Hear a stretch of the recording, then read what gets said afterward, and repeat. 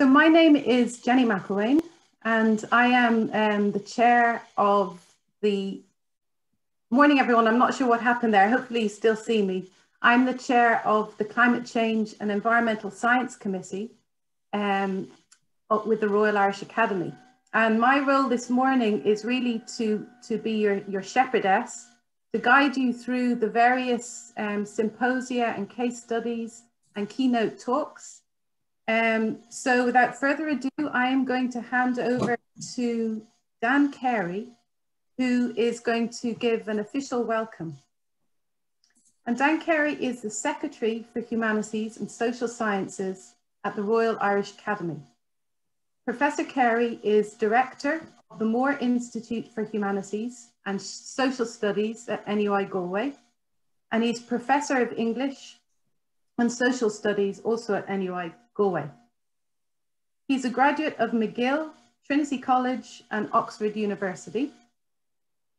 And he's currently a board member of the Irish Research Council and was chair of the Irish Humanities Alliance from 2014 to 2016. So Dan, please come forward and I'll hand over to you.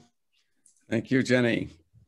Ladies and gentlemen, members of the Royal Irish Academy and distinguished guests, good morning and welcome to this symposium organized by the Academy's Climate Change and Environmental Sciences Committee. It's in collaboration with Future Earth Ireland. The aim of this event is to explore how the Irish research system can increase the impact of research on sustainability outcomes through the co-production of knowledge. It's going to do so through a series of short case study presentations from practitioners whose research has used knowledge co-production in addressing sustainability challenges.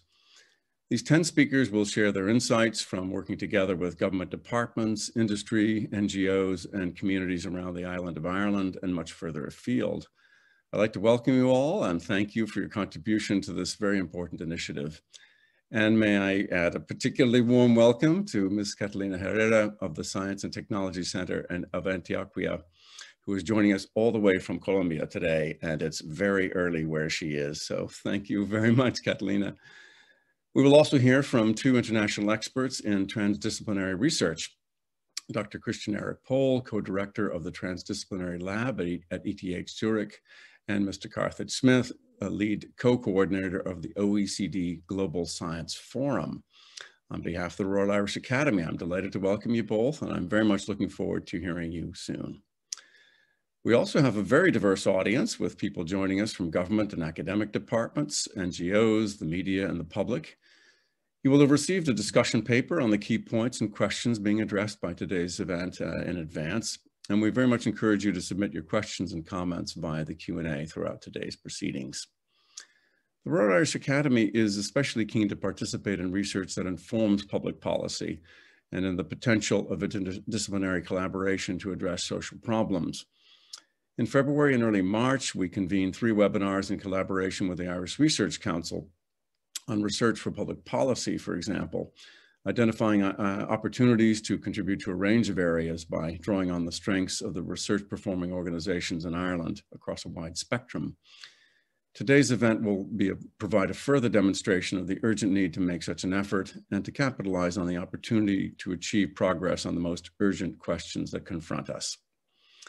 I would like to thank the members of the organizing committee for their time and expertise in developing this important and timely event.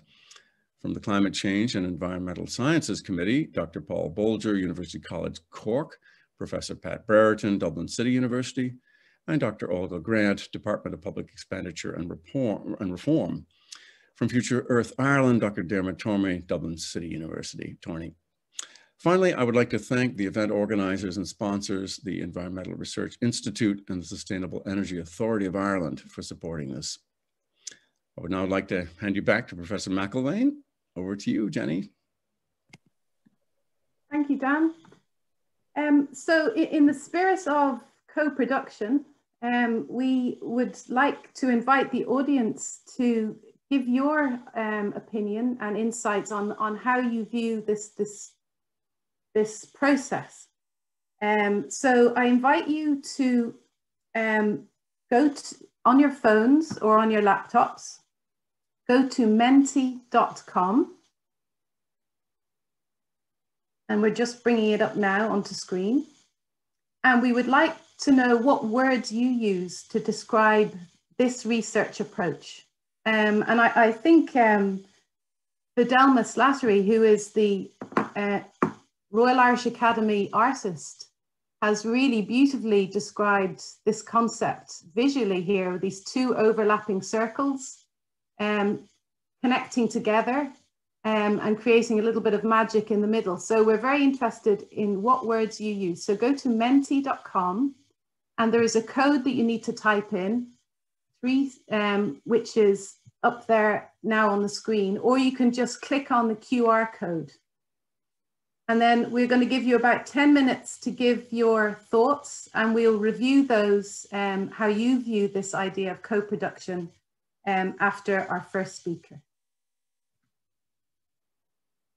Okay, so I'm delighted now to invite Dr. Paul Bolger to give an overview of this symposium.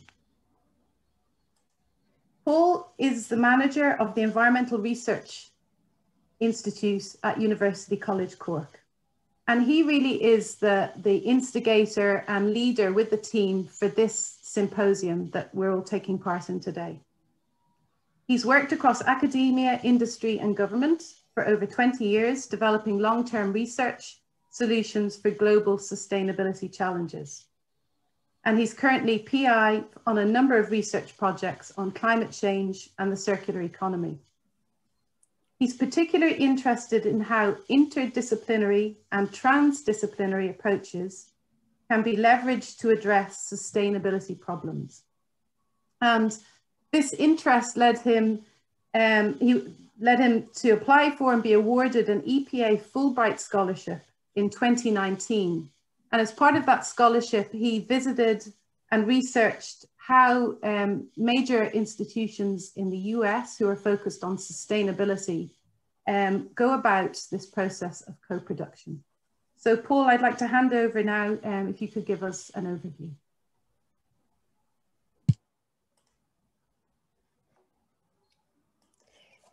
Thanks very much, Jenny, for that. I just will check you can see my screen okay? Yeah, Paul, we can see it. Fantastic. So good morning, everyone. It's great to be here and wonderful to see such a high level of interest in this event. It's been a long time in the making. It's probably over 2 years. We put this to the Climate Change and Environmental Sciences Committee. And I suppose we always envisaged it would be a face-to-face event, but I think we had to give up on that hope in January 2021 and go for an online event. But I suppose the great thing about online events is that we tend to have a higher numbers of people attending, and particularly international people attending that would not normally be able to attend these events. So there's some upside to being able to sit in our offices and participate. So in my short presentation this morning, I'll give a brief background on what we mean by, I suppose, co-production.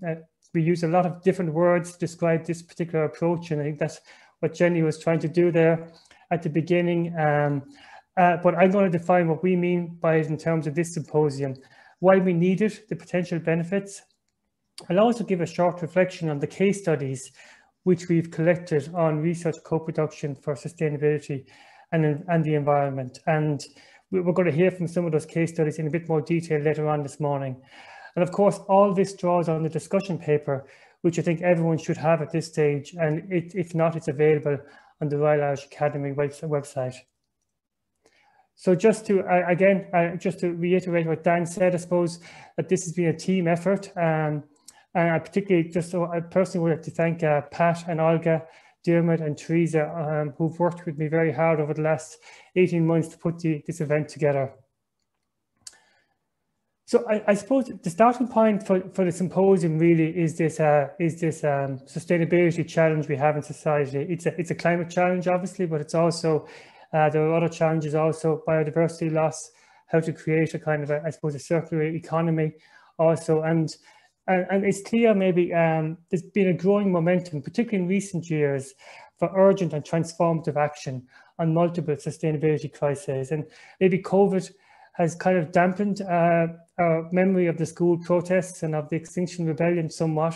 But I think once we're over the pandemic, I think we will be facing this particular challenge once again. But there has been a lot of political action over the last, particularly the last year, I would say, with the Oireachtas Committee on Climate Change. We have the Climate Action Bill, and now potential Circular Economy Bill coming down the tracks later on in 2021. But overall, I suppose, these responses to the sustainability challenge, which has been clear for the last 30 or 40 years, have been really too slow in coming and maybe insufficient. And this is partly due to the wicked nature of the problem. There's no single solution. It depends on how the problem is framed. We have a lot of contested values at play. And we're talking about a lot of interrelated problems, interconnected problems that we have to deal with at once, you know. And I think of, you know, I see this morning that the government is thinking about revising its roads policy and putting in place more corridors, super bicycle corridors for bicycles. So they're really, as a government and as a country, we're starting to kind of come to terms with this. But one of the key questions, I suppose, within this symposium is, like, in terms of our urgent and transformative action that's needed, how do universities respond to this? And I'm reminded of a conversation I had with a leading environmental biologist a few years back, where he said he rather gloomily concluded that he was doing research. His research was really just recording the process of extinction. And in fact, he was able to do very little about that process of extinction of plant and animal species. And I suppose the point here is that, yes, we need additional scientific knowledge, but an equally important task is to link the production of that knowledge to actions where it matters. And that's where the urgency and the transformation comes in. And I suppose this is the starting point for our symposium today, in the sense that the co-production of knowledge is seen as one of the ways that you can critically advance that transformation.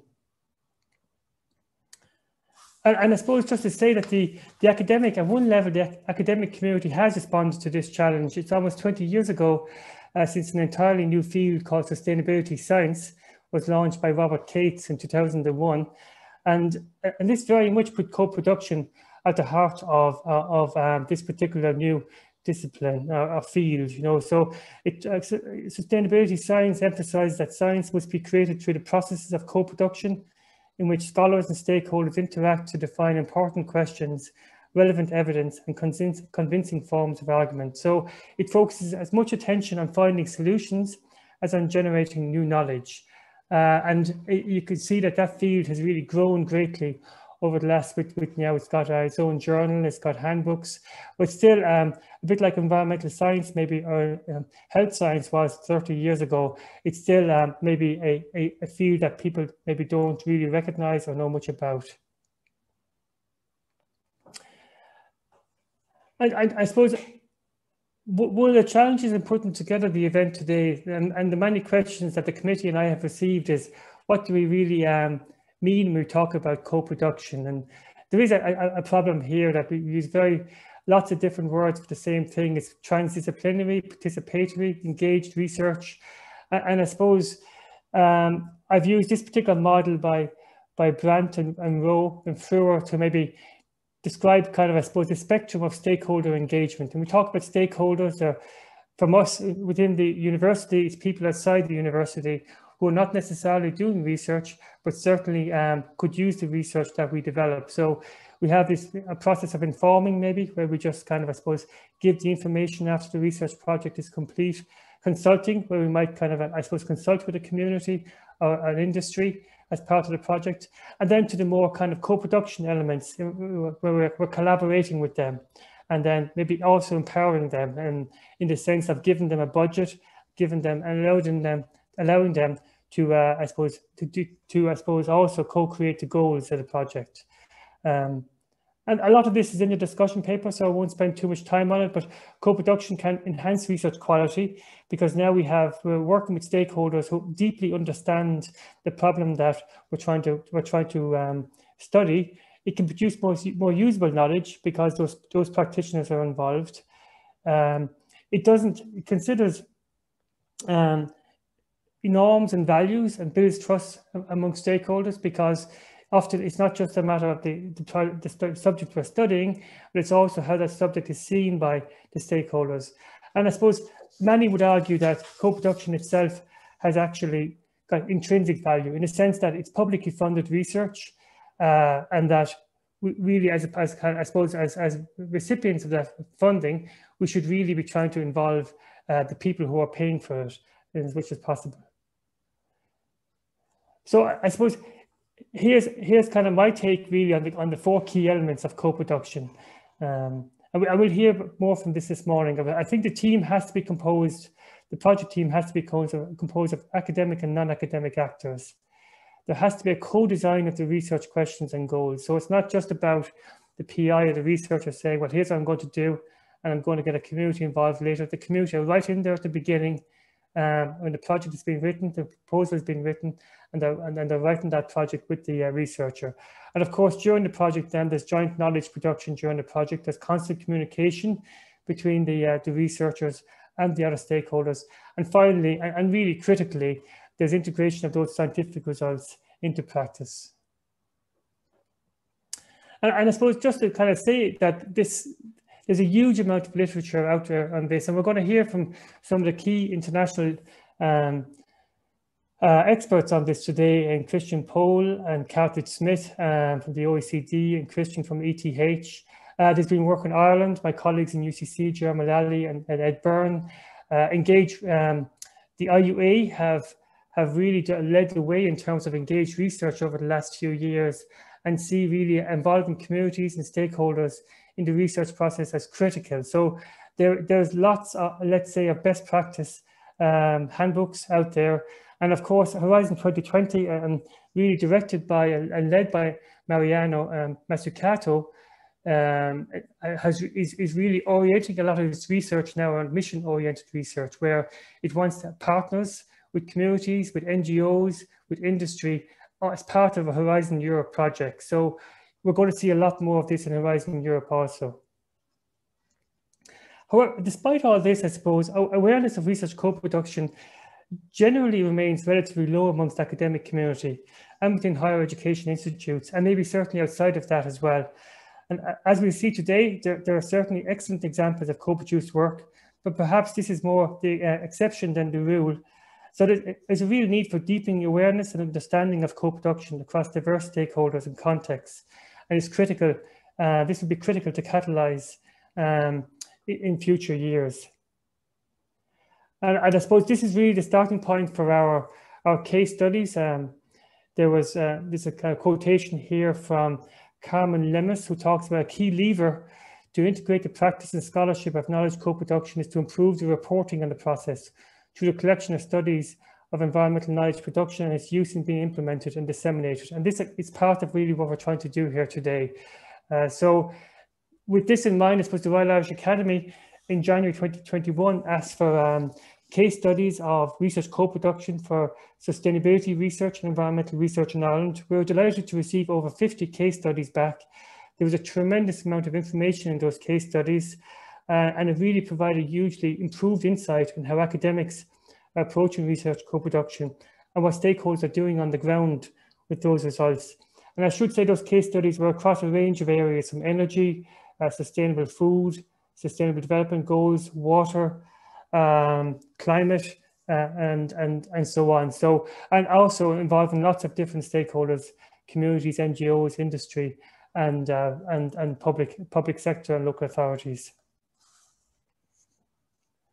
So in the remainder, maybe a few minutes, I'll just very quickly scoot through some of the I suppose, overall kind of results from those case studies. And all this information is in the discussion paper in a lot more detail, but I'm just kind of setting up maybe the rest of the symposium this morning in terms of the kind of challenges that people face. So I suppose the main challenges are really around reconciling, and the quotations are into some quotations from the case studies here, reconciling different approaches and goals. So collaborating with groups, individuals from diverse backgrounds, inevitably leads to disagreements about how to frame problems and differences in opinion about solutions. Lack of resources for sustained engagement. Many communities in particular, a lot of this kind of work co-produced research is done voluntarily at weekends and evenings. It's unfunded, and maybe a lot of communities and people, community participants don't have the time for it. The COVID-19 pandemic was identified also within the case studies. Of course, hopefully we'll be over that in a few months or certainly a year. There's longer mismatched timescales. Maybe communities or industry want things done quickly, and that doesn't really match maybe what the needs of an academic or PhD student might need. And of course, the issue of cultures, different cultures associated with academic and non-academic institutions, and also different cultures between countries. We're going to hear an example of a case study this morning based in Colombia. So we can also have these cultural differences between countries. And some recommendations, I suppose, on how to maybe have a more successful co-produced process is, again, it comes back to agreeing goals, roles and processes, managing relationships and maintaining trust, communicating early and regularly and sharing knowledge, and of course, getting together early to co-design the research.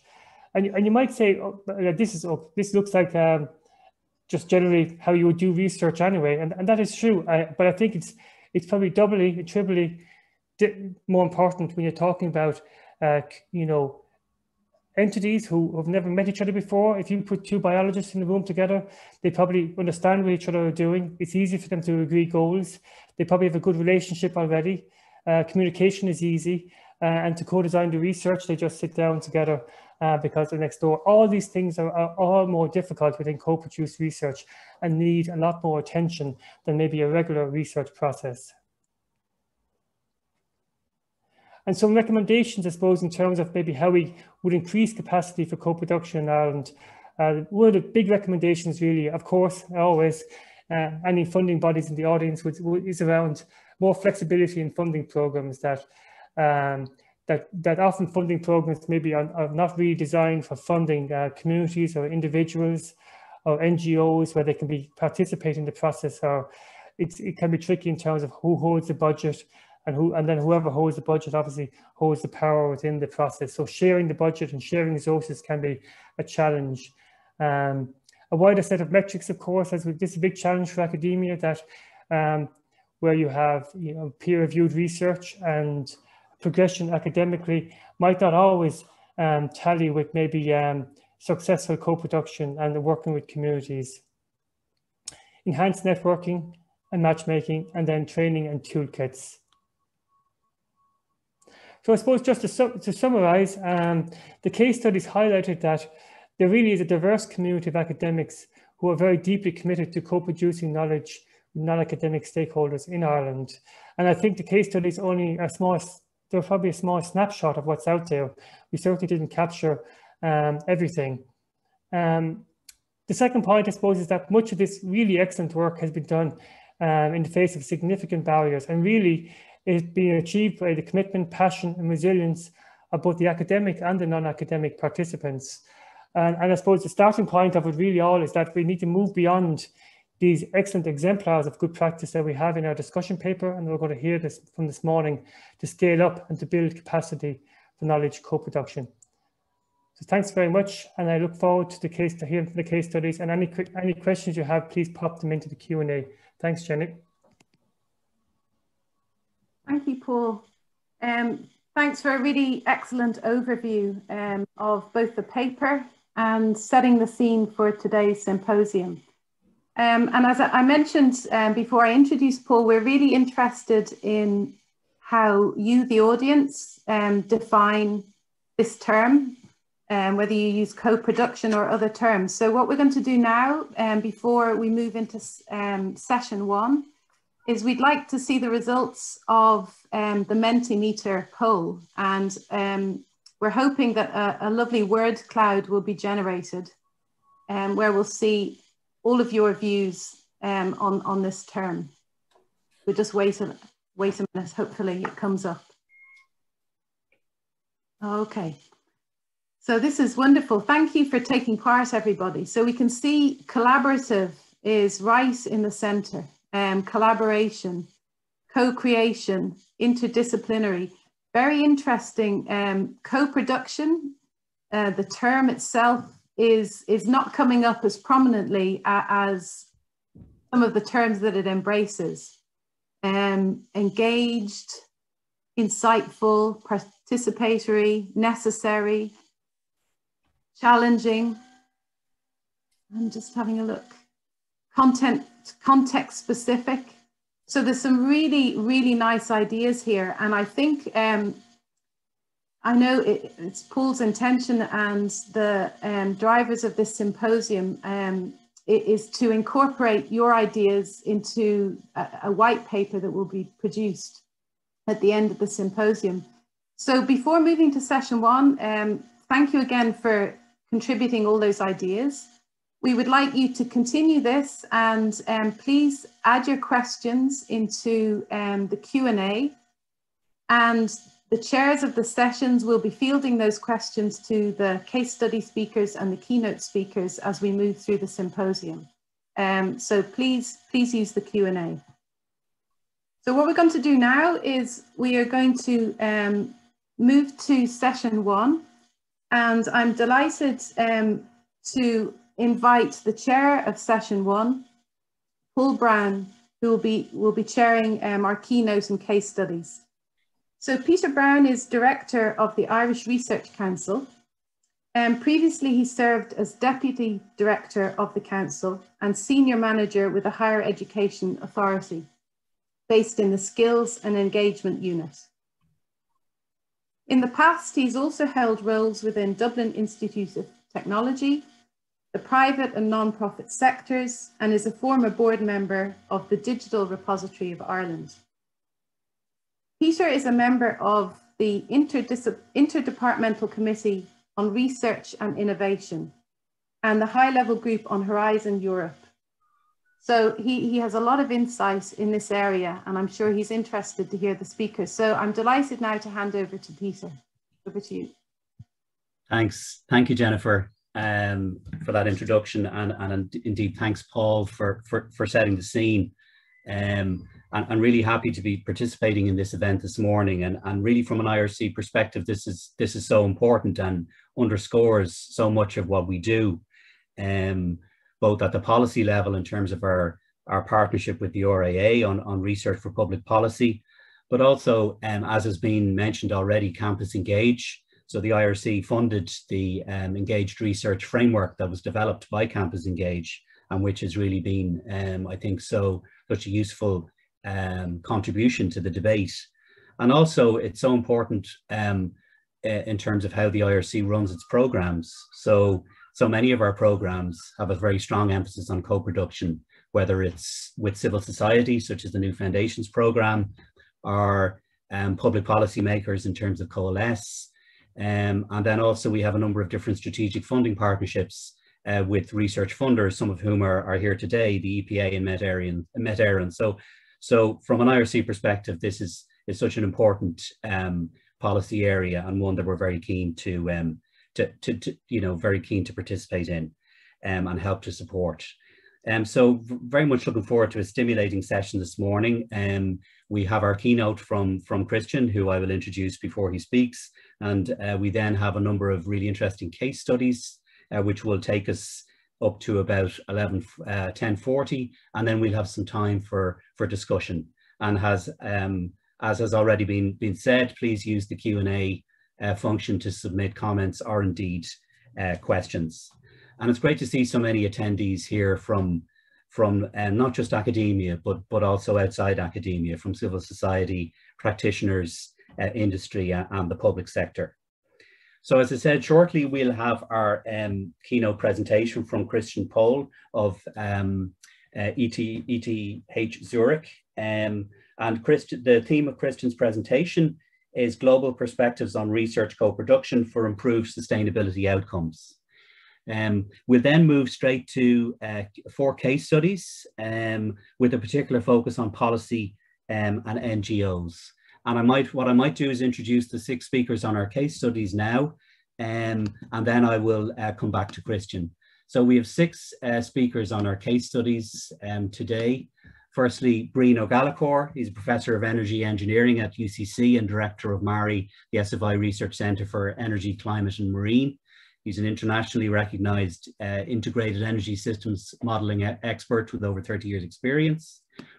We have Mary Liz Walsh, working in Dublin City Council. She's the project leader for the Camac River Flood Alleviation Scheme, a major regional project which commenced in 2019.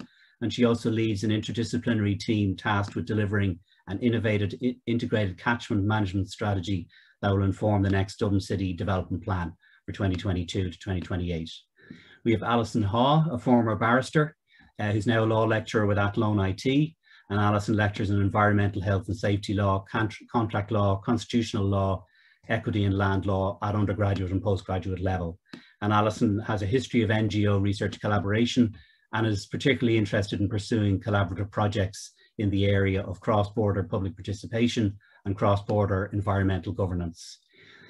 Mary Dobbs is a lecturer in Maynooth University, having previously worked in QUB. She specialises in environmental law and has a particular focus for her research on environmental governance, agriculture and genetically modified crops, as well as addressing the particular challenges posed by Brexit. Pilar Fernandez Ipanez is a lecturer in engineering science at Ulster University, and her research focuses on low-cost technologies for water purification, photochemical and advanced oxidation processes for the removal of microbiological and hazardous chemical pollutants from water, and decentralized technologies for drinking water in developing countries.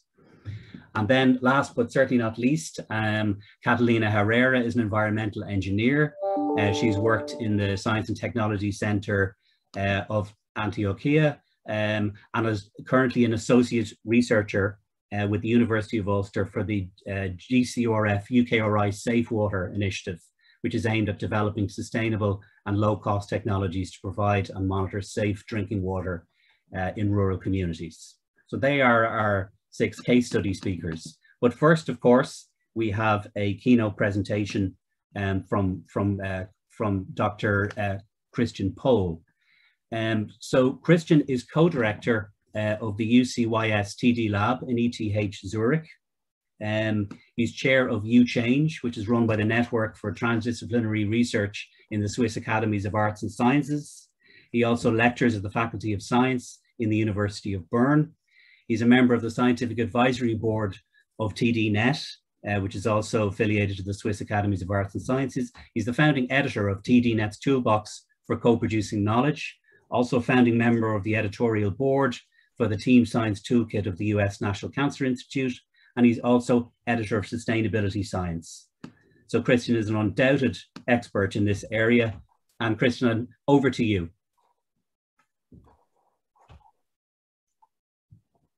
Thank you very much, Peter, for this very kind introduction. And also thank you, Paul, for the fantastic, for showing the fantastic initiatives in Ireland in co-production. So I really hope that this is also the starting point of building a network of those people who want to do co-production in Ireland. It would be fantastic. Global Perspectives, that's the title of my talk for the next, for the next half an hour or so. I'd like to have 3 parts. The first is to clarify the difference between transdisciplinarity and co-production, a bit of terminology, like Paul did before. Then I have an example of why practitioners' knowledge matters. I know that you all know why it matters, but I like this example so much. And then I'll go into the challenges and how to find support, which is more about what Paul before said about the key elements of the recommendations. So let's start with transdisciplinary research and knowledge co-production. I mean, I do this is the title of that section because I consider myself as a transdisciplinarian and not as a knowledge co-producer. So that's why I want to clarify that. And for that purpose, I try to bring here a few of the understandings that are around internationally if you look for what scholars mean by transdisciplinarity. I think the main insight is that they all say, well, transdisciplinarity goes beyond interdisciplinarity. And then they somehow differ in what respect it goes beyond. And I just took 4 that I think are quite influential still nowadays. The first is that of Erich Jansch, a very old one from the 70s. And Erich Jansch basically said transdisciplinarity means to coordinate the whole education innovation system towards a specific purpose. And he said in the 70s, this purpose is now the Christian idea of permanent progress. And it could, for instance, be ecological cycles. So that basically means that's system theory of the 70s, one big purpose that then would drive the whole way how we innovate and educate. That could be nowadays sustainable development, for instance. One big idea of transdisciplinarity. The second big idea is probably the one we are talking about today, about knowledge co-production. And this is, I quoted here the book, the 2000 book, Transdisciplinarity, Joint Problem Solving Among Sciences, Technology and Society, which was edited by Julie Klein and others. And here it's basically, transdisciplinarity stands for the principle to also include practitioners. Then there is Bazarab Nicolescu and his friends. It's the picture on the left, beyond the pyramid. Bazarab is more like thinking of how to reunify knowledge production after the Enlightenment. So basically says in our Western societies, Enlightenment separated the rational scientific knowledge production from the spiritual knowledge production of spirituality. And he thinks that should be reunified, as it is the case in a lot of indigenous knowledge forms. So Bazarab, I think, is an interesting person in his series if you are trying to collaborate with indigenous knowledge. Also, because Bazarab is not easy to understand, I also added a quote, another resource of at the end of Susan McGregor, who is a great explainer of Bazarab. You find all the references at the end of the presentation. And then there is the US American school, mostly based in the, let's say, in cancer research, but also in social ecology, here represented by Dan Stockholz from California. And there the focus on transdisciplinarity is really to develop novel conceptual methodological approaches that bridge different levels. So the level of molecules with the levels of meaning or social behavior.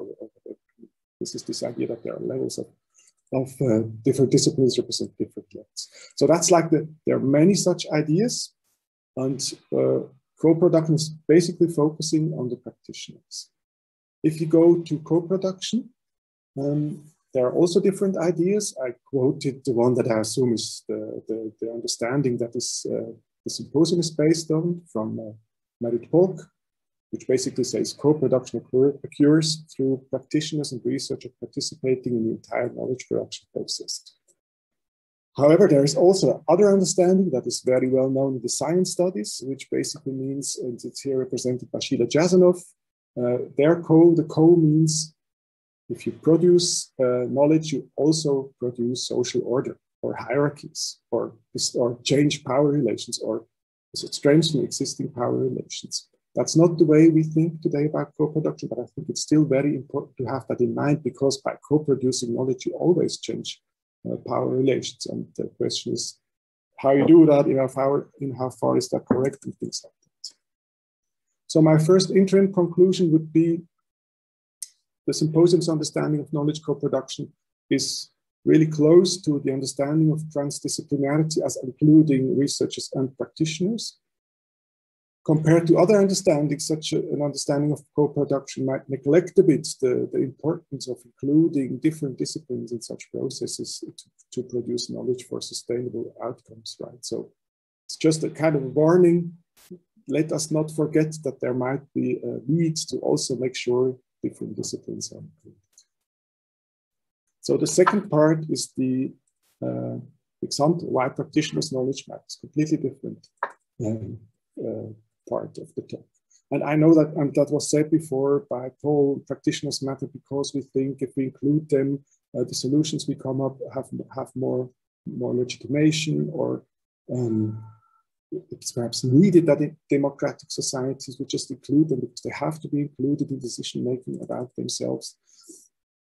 But here I think is this one focuses really on the knowledge that they have, how this can change scientific understanding that we might have in our brains before we interact with the practitioners. It's taken from a French colleagues, and it's about sheep, goats, and shepherds. And this is the graph all starts with. The graph basically shows a different, on the horizontal axis, it shows of the food that sheep and goats eat, how much of that is digestible. And on the other axis, it shows how high the impact level is of that food.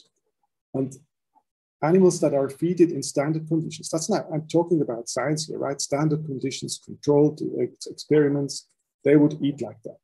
The more digestible thing you give them, the more they eat. Goat and sheep that are herded have a completely different pattern, not that much related. So the question is, why do they eat? From a scientific standardized perspective, from a experimental perspective, the question is, why do they eat that? That's not, doesn't make sense, it's not rational. Right? They should eat like this. So the researchers said, okay, we have to look at those herders. What do they actually do? And then they observed, this is like the time scale, this is the intake, so how often do the sheep and goats eat something. They observed that after a certain time, the animals stop eating, and then the herders would go to a different area. And then they would eat again, and then they would stop, they would go to a different area. So they said, okay, that's interesting. Dear shepherds, please tell us what areas those are. Could you mark them on a map? And that's what the herders did, that's such a map. And could you tell us what those areas mean? And those areas are basically different compositions of plants, right? So different plant compositions. And then the herders, don't forget we are in France, basically said, look, this is like a menu. We steer our sheep and goats through a menu during the day. And this shows the different plates of that menu, how often those plant societies are in the area and how eatable they are, how easy to eat. And they would say, look, in the morning, we go to an area that is highly abundant, that is often available, but not so, they don't like it really. This is to start with them and to make them, so to say, appetite for something that they like more. If we see that they stop eating, we go to the next area. If they don't like to eat that anymore, we go to a different area they like less. And then we go to the area they like more, and so on, until there is a dessert at the end of the day. So this is what the shepherds do and the practitioners' knowledge. So what's the outcome of that? I mean, if you would start as a scientist and you would have to address nutrition of sheep and goats, and you would only start with the scientific knowledge, you would kind of have you would have no understanding of how sheep eat in reality and how shepherds steer them around to change what they eat, right? But scientific experiments would have to be completely different. They would have to look at, when do I feed what kind of plants in what order to my sheep? So to understand how they eat. So that's why I think this is a very telling example because it says, if you really go deep into the knowledge of the practitioners, you might have to change your complete scientific understanding of something. And if you want to come up with solutions, those solutions should be grounded or at least connectable to this practice that is currently on the field. That was the second part. Now the third part is about what are the challenges and how can I find support. I mean, Paul already showed a lot of the challenges and the key elements of transdisciplinary research or knowledge co-production or transdisciplinary research processes. I think one can say nowadays that there is agreement within the community about the specific steps in a transdisciplinary research process and its challenges. This is the transdisciplinary research process. It basically says, in such processes or co-production processes, we try to link the scientific process of knowledge production, which is here on this side, with a societal process of finding and implementing solutions. The scientific part is all about, is it true? Is it rigorous? Can I understand it? And the practice part is, does it work? You know, it doesn't really matter whether it's true. The question is, does it work? And is it feasible technologically, socially, and so on? Co-production tries to link both processes, and compared to traditional research projects, this adds two stages that should be funded separately. The one is problem framing, or whatever the exact co-design, or whatever the exact the terminology is. And problem framing basically means to come up with a team, given a specific topic and an issue, coming up with a team that is composed of different disciplines and different stakeholders, and having a kind of an idea of what the different framings within on that problem are presented to the team. And this should be funded separately from funders, because usually in a research project, this is like the investment you do, and then you will get the funding. But here in this problem frame, the whole group can be sorted completely different at the end than in the beginning of the problem frame. Because this is like a process that changes the whole thing, and all of a sudden one group is not a stakeholder group, or discipline is no longer relevant.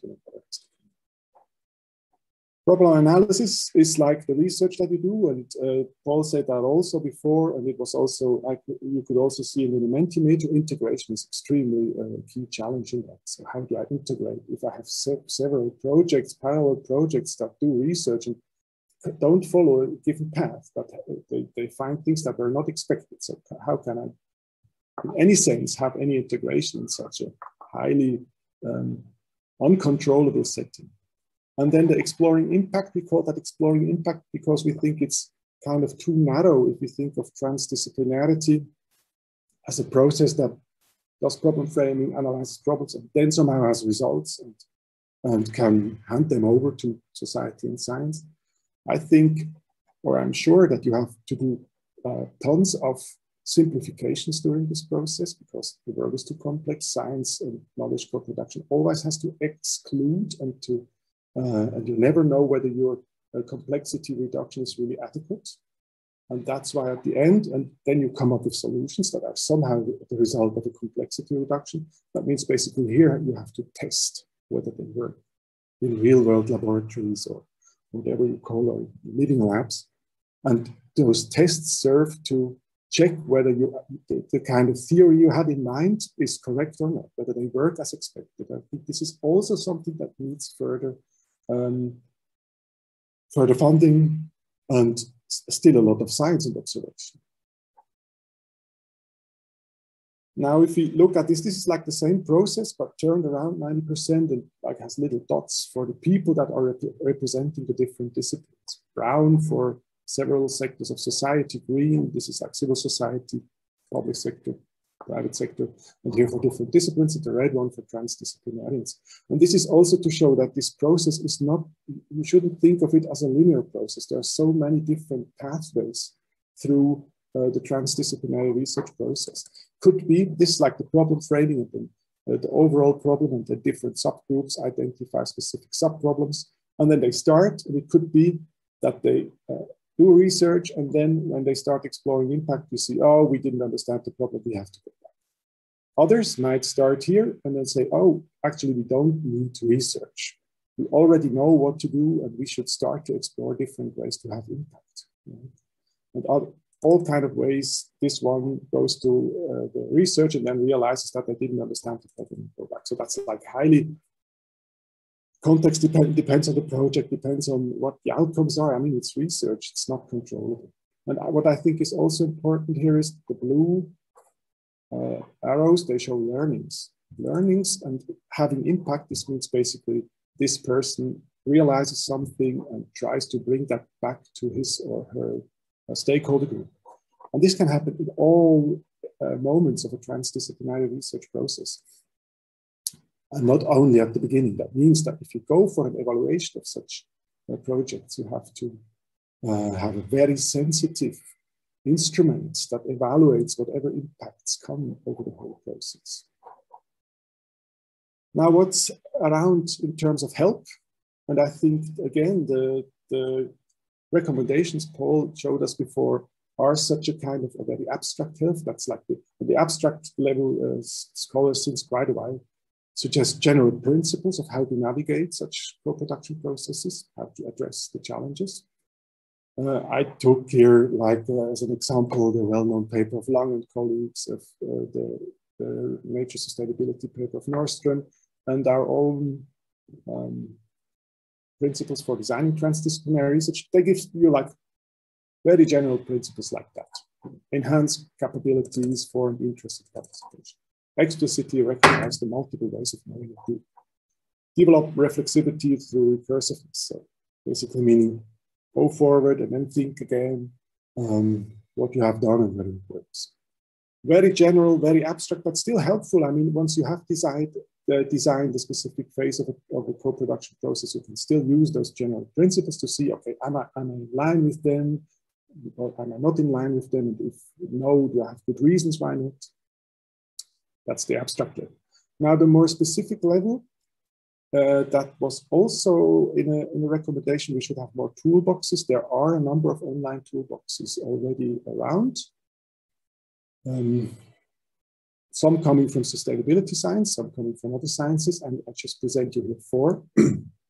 And you have on the slides, you have the links. This one is a rather big one of the Australian colleagues. W. Bummer is mostly behind that. It's called the Tools for Integration and Implementation Sciences. And I mean, it's just another term, but integration and implementation having an effect in society are like the key elements of transdisciplinarity and knowledge co-production tool. This is a huge collection of tools, case studies, journals that publish, because as a scientist, you sometimes have to think of your publications and your search factor of networks, of conferences. By the way, there is an international transdisciplinarity conference in September here in Zurich at ETH. Like a lot of different resources, also tools. Then I selected Michael O'Rourke and colleagues' toolbox. That is one specific tool that helps early in a process, mostly researchers of different disciplines, but also stakeholders, to understand why they have difficulties to understand each other. It's basically sorting out different perspectives very early by a very easy to handle questionnaire that we first use individually and then we discuss. So one of the questions would be, do I need a hypothesis to do research? Or, for instance, right? And then if you have different disciplines, that might be very, very different. Or the other one could be, do I need to include stakeholders early in the problem definition? These are like the kind of questions. And then you can sort different understandings within a team. And then once you have sorted those out, because lots of the misunderstandings basically happen because people have different assumptions, and those assumptions stay hidden and are not discussed. And a lot of the tools basically serve to uncover hidden assumptions of different peoples, uncover different expectations, and to make them, to allow to discuss them, and then whatever, to decide whatever has to be decided. Then Shape Idea, the Shape Idea Toolkit. Shape Idea is a project EU funded. It's headed by Jane Ohlmeyer from Trinity College. And we will launch a toolkit next week. The link is here. And the Shape Idea project was basically, had the task to find ways to include more arts and humanities people in inter-transdisciplinary projects of the European Union. So that's why why the toolkit somehow sells itself as specifically for arts and humanities, but it's not true. I mean, it's a fantastic collection. It was developed mainly by Edinburgh colleagues, the toolkit.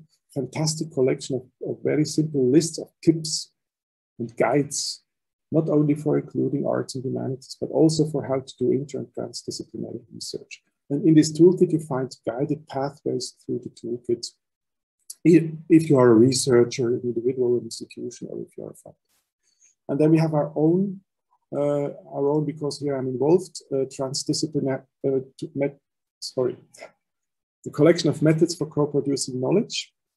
And here you find like really hands-on methods. And for instance, if you would click on show me the methods depending on the challenge I have, then you would see, okay, there are key issues.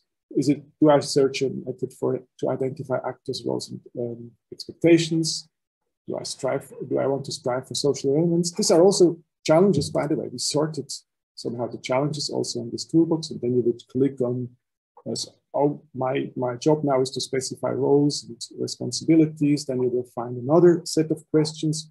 What exactly is it that you want to do? You need to clarify who participates for what reason, and then you have two methods that you could use in that sense. Or do you like to clarify what each of the involved partners could contribute, and then you have another set of tools. So we don't have all the answers, we don't have all the tools. It's not, it can still be much enlarged, so to say, this toolbox, but that's like the granularity. And then I have to say at the end, unfortunately or fortunately, I don't know, it depends on how you like open questions, there are still lots of open questions. Is there a general procedure for problem frame? Who do we start with? What do we mean by integration? Is consensus needed always about what? I mean, so many open questions. I love that because I think it's fantastic if also in knowledge co-production you have a lot of questions to explore. So with that, I want to conclude. For each part, I have one conclusion. First is really, we shouldn't forget about the different disciplines. It often happens in knowledge co-production that we focus so much on including different stakeholder groups that we might forget about the different disciplines. They are an important tool to address sustainability issues. Second is about the practitioners. I mean, they really can challenge the way of how we have to understand things. And I think that's super interesting, challenging, and also needed because we have to embed the solutions we come up with in this practice. And this third is, if you want to navigate co-production processes, there are these principles, very general, very abstract, certainly helpful to check whether you're on the right track. There are methods and online tools, mostly helpful if you know what you're looking for, which is not always clear. And there are lots of open questions. So with that, I would like to stop.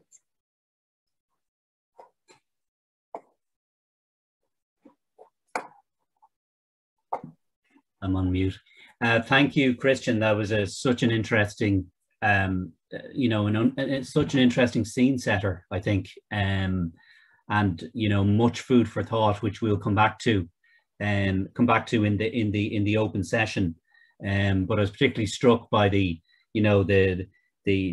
points you made about the process not being linear, and how perhaps we need to allow more space for the formulation of research questions in a co-produced way, and to what extent is the research funding system actually set up for that, where you have a call and then it's everyone trying to get your research question formulated and getting it in, and it certainly it gives one pause for reflection, and also it's great to see Shape ID, and I'm not just saying this because Jane Allmeyer is the chair of the IRC, but that's a really interesting initiative. And in fact, that European funded project really started with a very small grant from the IRC to bring people together, and then it mushroomed into something much bigger, and something which has very strong policy connections back into the European Commission.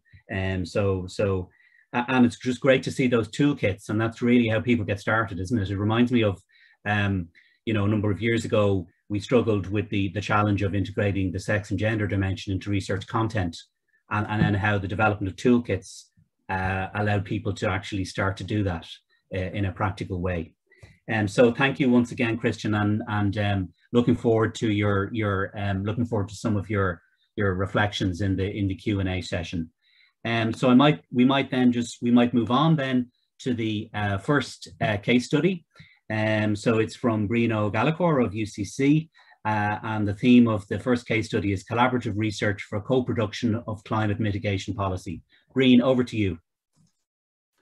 Thanks very much, Peter, and I congratulate Paul Bulger and the team at the RIA for this event, and also for the discussion paper.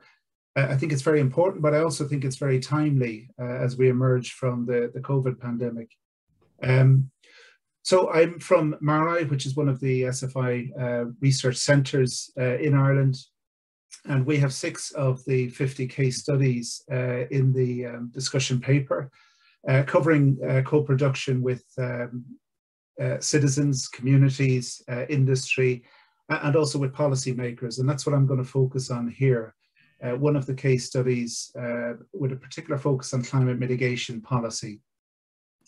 And you can see at the bottom right here, we have this innovative project, actually this co-production project for research into policy called Capacity. And I'll reflect on that throughout. It's funded by the Department of Environment and Climate Action.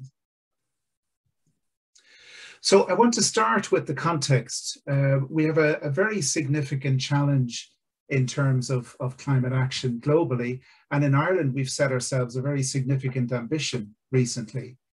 So we can see here the historic greenhouse gas emissions in the blue line and the targets we're currently setting ourselves through the climate legislation that's going through the Dáil. So we want to halve our greenhouse gas emissions by 2030 and move to a carbon neutral economy by 2050. This first part, this 10 years halving of greenhouse gas emissions is unprecedented. Obviously in the Irish context when you look at where we're coming from, but it's unprecedented internationally as well and hugely challenging. We also have the COVID-19 experience, which also makes this event, I think, timely, because never before has the value of science in informing policy to achieve societal change been more apparent than it has been in the last 14 months or so. As we've seen the policy system listen to science in a way that was never done before, and also radically change policy decisions, and then to get societal buy-in around that. So if we can translate some of those lessons from that experience into addressing this immense challenge in terms of emissions reduction, we redefine the challenge of achievability, I think. So how has research informed policy in the past? And so from our work in MARA in 2013, we developed the first low carbon energy roadmap for Ireland. And that gave the policy system confidence to legislate for climate action in 2015. Through that process, the government departments built up trust with the analysis that we were doing, and they asked us to support them in the negotiations with Brussels around targets for Ireland for 2030 for energy and climate. Following on from that, this led to the ultimate targets that were decided towards the end of 2014. We did some analysis then in 2015, not just around the low carbon transition, but also about things like energy poverty, active citizens, and the energy security. And that fed into the white paper that was published later that year. And some of the analysis we did for that was drawn into the research strategy for energy that was published the following year. We've continued in that vein. In 2017, we did some analysis that informed the National Mitigation Plan. And then as Ireland's ambition grew, our analysis then looked at deeper decarbonisation and how could we move the dial towards strengthened ambition. And that was reflected in the ambition articulated in the Climate Action Plan. But of course, that was only 2 years ago. And since then, we've seen increased political consensus around the need to do even more. And that's reflected in the Programme for Government ambition that's ultimately now being legislated for. So all the way through this process, research has informed policy. And I want to now reflect on just 3 examples of the co-production process. So the first one relates to co-production with the Department of Environment, Communications and Climate, and also the Climate Change Advisory Council. And this is a key part around this target for 2030. So we have a target to halve our greenhouse gas emissions, but the pathway to get there is yet to be determined. And carbon budgets are a key bridge between this climate ambition and climate action. And we've been working closely with both with the government department, but also with the Climate Change Advisory Council to tease out what are the appropriate carbon budgets for Ireland. Should we take a linear approach as reflected in this graphic here? Or should we look at reasons for early action or delayed action, and what implications do they have on the advice the Climate Change Advisory Council will give? And this is a combination of research and also engagement through the process. So 2 of us in MARI sit on the Carbon Budgets Committee of the Climate Change Advisory Council. So that's one example. Another example, which is slightly different, is work we've been doing with the Department of Transport.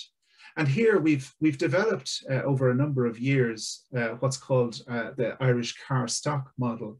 And this gives a detailed representation of the current car fleet in Ireland and how that might change in the future.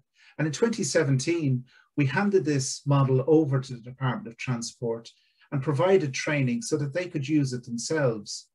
And in this way, the research is being used directly by the department to explore things like the type of question we might try and explore that's shown in the graphic on the bottom right here, where we have a significant ambition for growing electric vehicles in Ireland, represented by the orange bars, but our current trajectory, the current uptake of electric vehicles is much lower than that. And the Department of Transport can use the modelling tool to explore and test out different policy measures that they might be considering and see how they can be used to bridge the gap between the current growth trajectory and the targeted growth trajectory. So that's a slightly different example, if you like, of the research co-production process, where we produced a model and then handed it over. A third example is with the Department of Public Expenditure and Reform. And they took analysis that we did, that I mentioned earlier, to inform the National Mitigation Plan. Within that analysis, we quantified what the marginal abatement cost was associated with a level of carbon emission reductions. And they used that then to change the public spending code. So to include in infrastructure spending a representation of the impact in terms of greenhouse gas emissions, and incorporated that into the public spending code. So that's a thing they did independently using our analysis. But then they've come to us recently because, of course, the government ambition on emissions reduction has increased. And now we need to see how that might impact on their work in terms of correctly calculating that or integrating that into further revisions of the public spending code.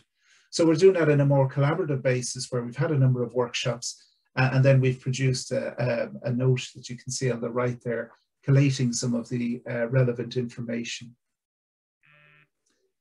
So in terms of just closing with some of the insights, and these reflect well on what Paul showed earlier and also what Christian pointed to. One of the key things in terms of co-production is to understand clearly what the researcher role is and to be honest about that. And there are different perspectives that different researchers have.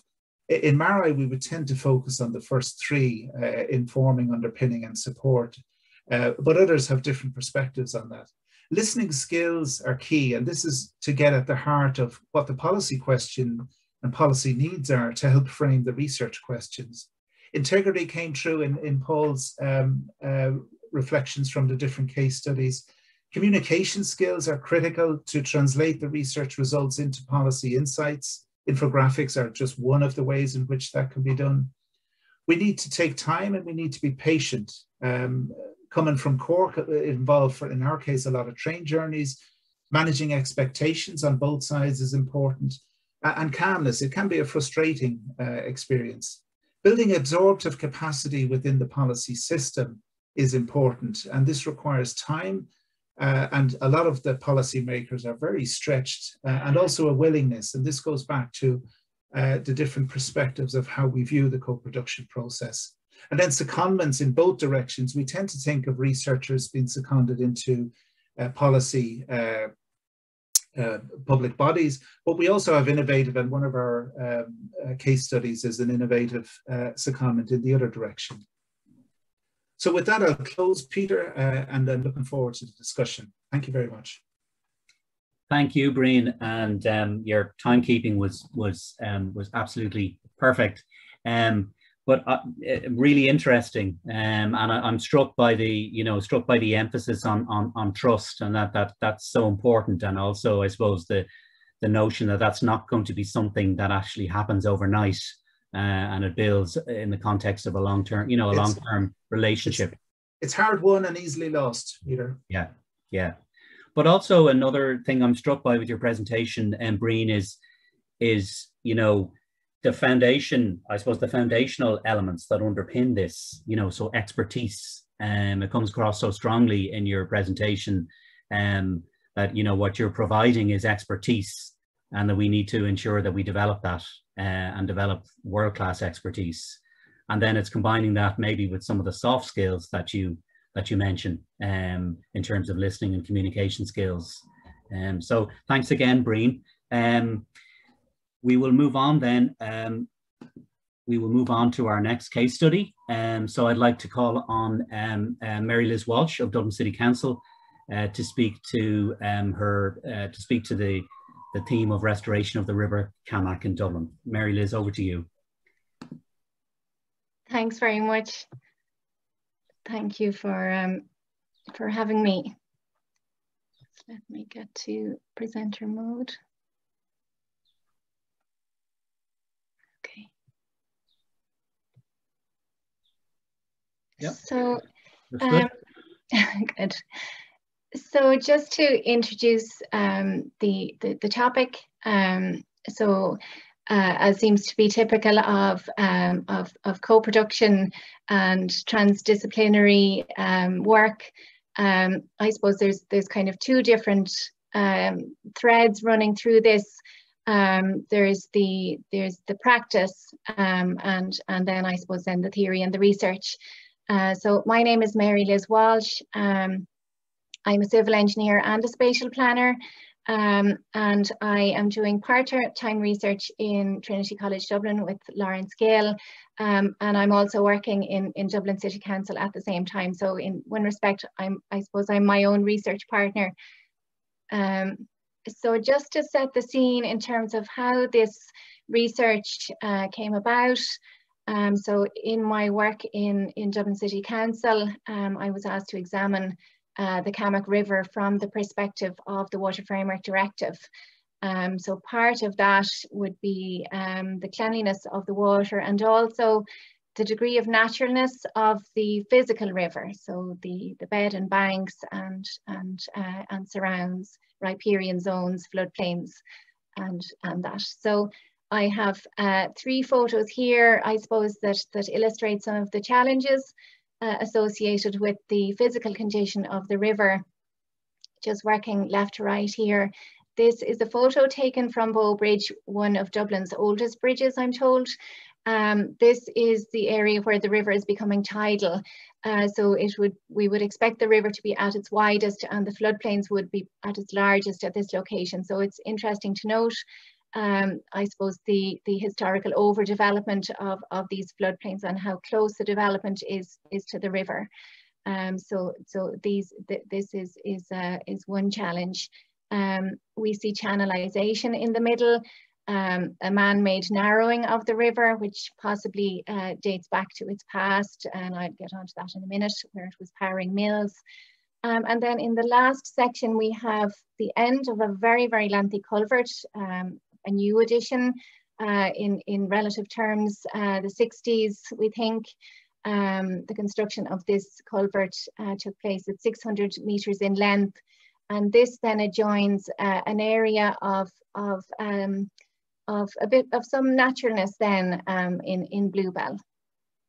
So in, I suppose, trying to understand the river and trying to understand how the river came to be in this state, it wasn't immediately obvious, and definitely I think the word wicked problems and the concept of a complex system certainly applies to a river. A river is, you could argue, a living thing with its own personality and its own history.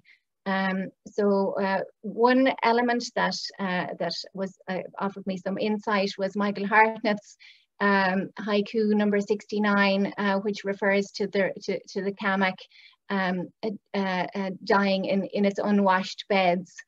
So that will, it does date back to a time when the river was still powering mills and the last of the paper mills was still in operation. So I suppose, again, trying to establish what the context is for meaningful restoration. I was inundated, I suppose, with technical information. So I seized the opportunity to reach out to the residents, the people who live in the Camach, who live and work in the Camach Valley, in the catchment, and provide situations where we could bring different sections of the community together and allow them to share memories and insights. So hearing the story of the river certainly helped me to understand, I suppose, the nature of the river, the true personality of the river and its history. And I suppose what had happened along its banks that was both positive and negative, and also to understand, even though the photos I showed earlier showed, I suppose, some of the worst case scenarios, that to understand that there were parts of the river that were performing a function for local communities. There were lots of local historians whose insights were invaluable, and together with the old poetry, Hartnett and also Kinsella wrote about the Camach. I organised some poetry competitions for people to express their views about the river and encapsulate, I suppose, what the river means to them, as a way of, I suppose, building a relationship with them in one sense, but also to get again that feeling, that context within which I would hope to work.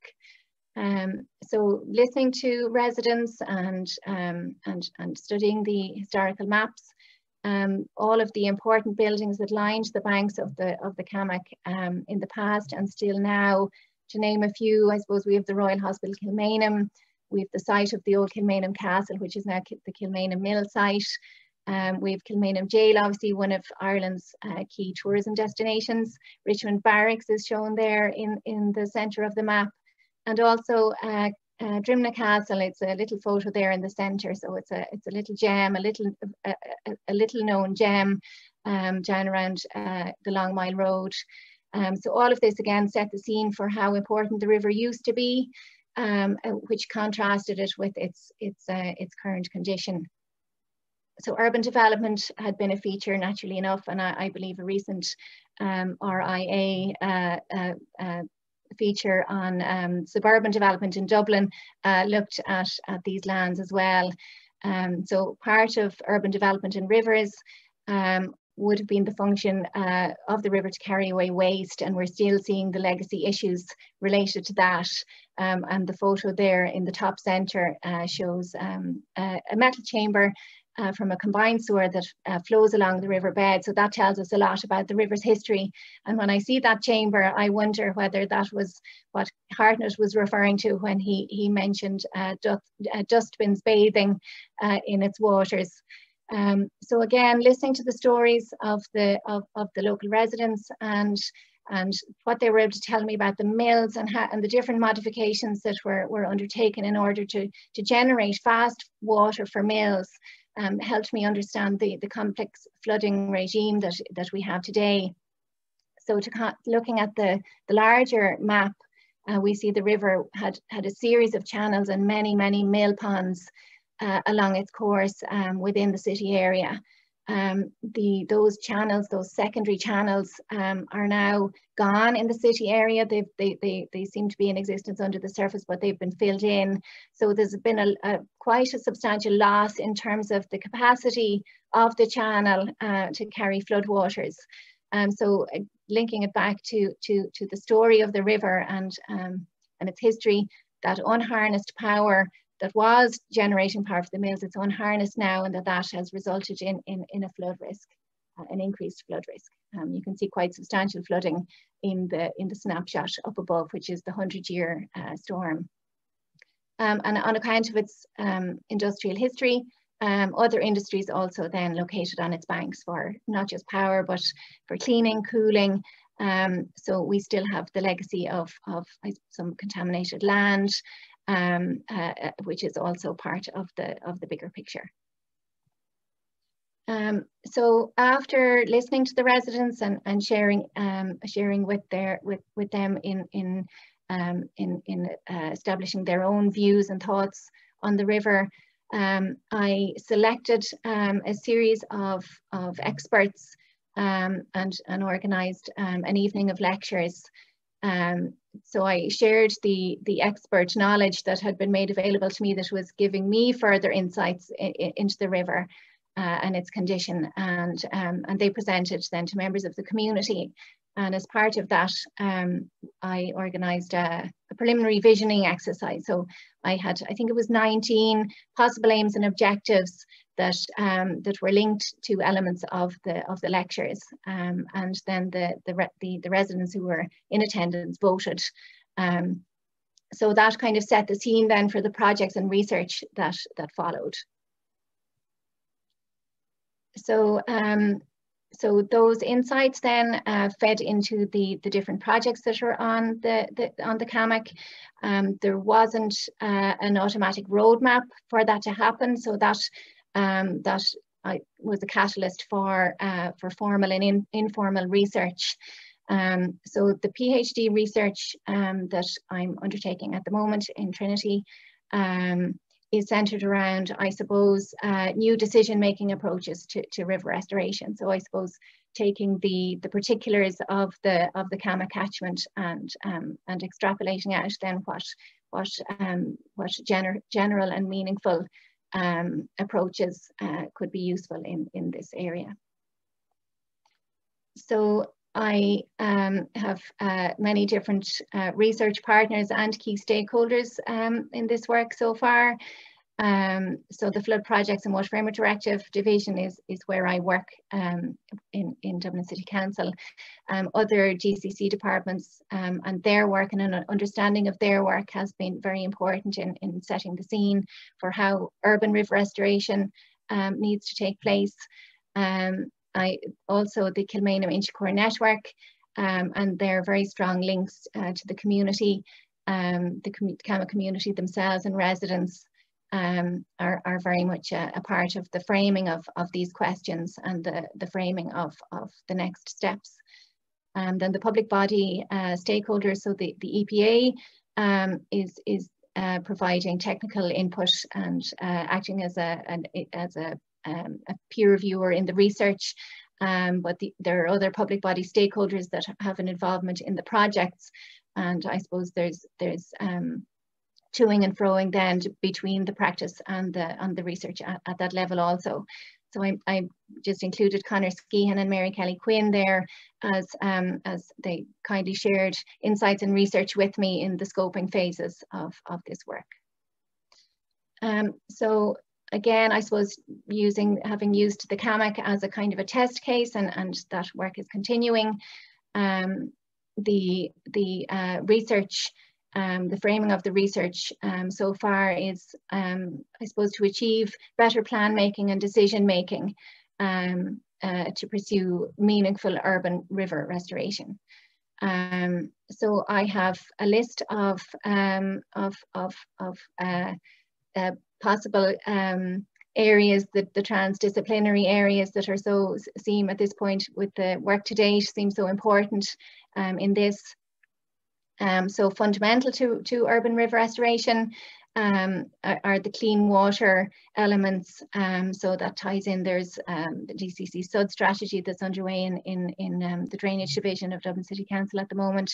Climate change resilience, so it includes, I suppose, providing space for flooding if we're to do it in a sustainable way, and also if we do provide space for the river, it opens up, I suppose, opportunities for planting and that kind of thing. Biodiversity is a very big part of the Water Framework Directive, so those strategies would link to wider strategies outside of the river corridors and across the city. So movement, recreation and amenity are quite linked. The CAMAC Greenway is in the background as a separate project, and I suppose the identification of opportunities and challenges is so fundamental to this kind of work and this kind of complex environment.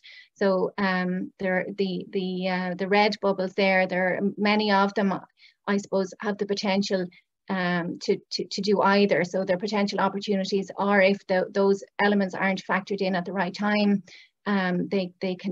possible conflicts can emerge. So I suppose the research to date and the information gathering to date would suggest that the earliest possible consideration of those elements will lead to the most, I suppose, robust river restoration strategies. So the public engagement, it's been so important in framing the research up to now, and I suppose that engagement would need to filter on through into future river restoration strategies, and giving that decision-making power to the community, and that aspect is very much embedded in the Water Framework Directive legislation itself. Urban regeneration is an important one. Again, I suppose if we're asking for space, increased space for the river, for river restoration, it can be an opportunity for urban regeneration and can enhance an area. Equally, I suppose we're conscious that we're operating within the time of a housing crisis. But again, with careful planning and early consideration, these elements can be addressed.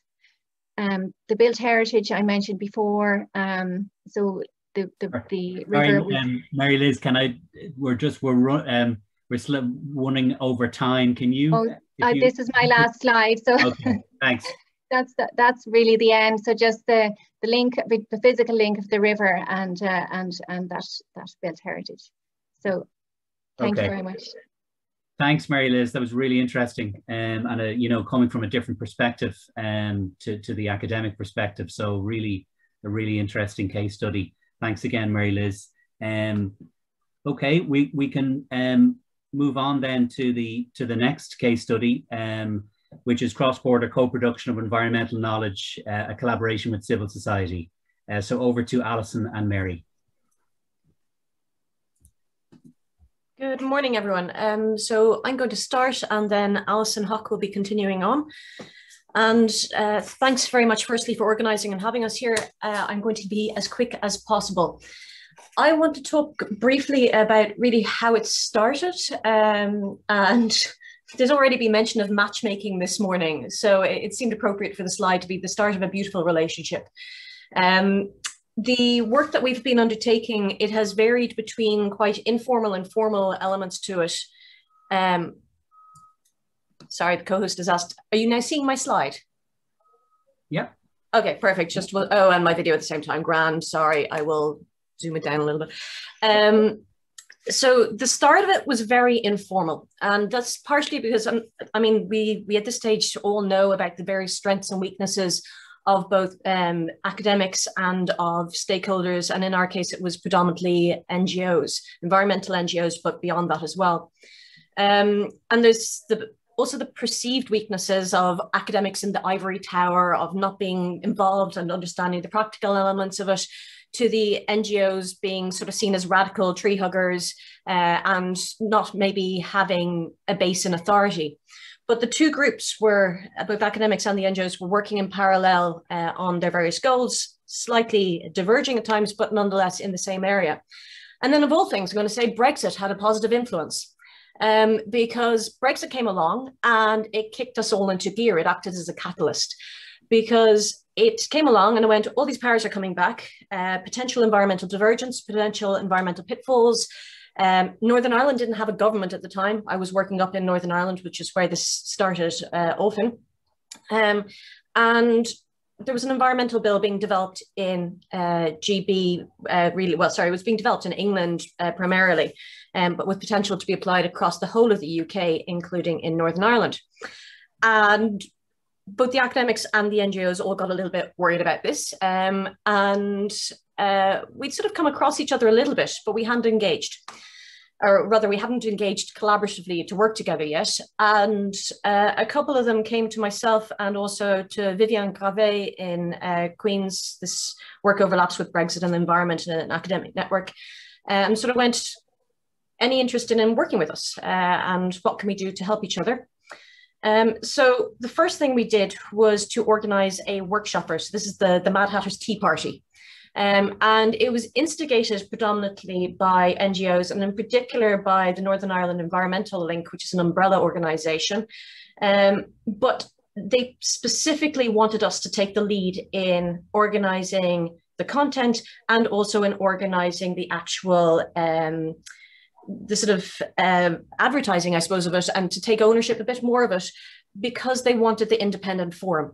Because linking back to what others have been saying about the engagement with stakeholders and which stakeholders and gatekeepers, the fear was that if the NGOs were to organise it, that only environmental representatives would come and join.